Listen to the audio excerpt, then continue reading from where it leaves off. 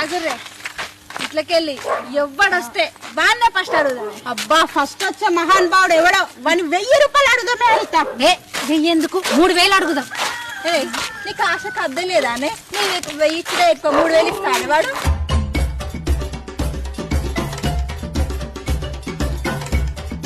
అగో అట్లకెళ్ళి వాళ్ళు వస్తారు చూడే. ఎవరో కాదే మన కుమార్ గౌడ్ అన్న. అవునా? అయితే అన్న దగ్గర మస్తు పైసలు ఉంటాయి. 1000 2000 అడుగుదాం. ఏమంటారా? సరే పా.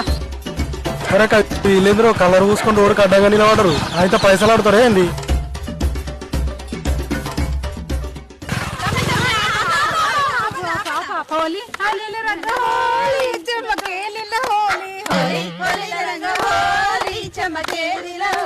కుమారన్న వచ్చినాడు హోలీ చెమకేలిల హోలీ. కుమారన్న వచ్చినాడు హోలీ చెమకేలిల హోలీ. హోలీ హోలీల రంగ హోలీ చెమకేలిల హోలీ. హోలీ హోలీల రంగ హోలీ చెమకేలిల హోలీ.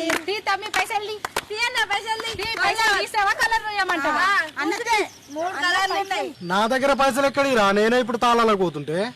కుమారు ఇయ్యను అనొద్దు పైసలు. హోలీ పండుగ రోజు నువ్వు ఇయ్యాల్సిందే తప్ప.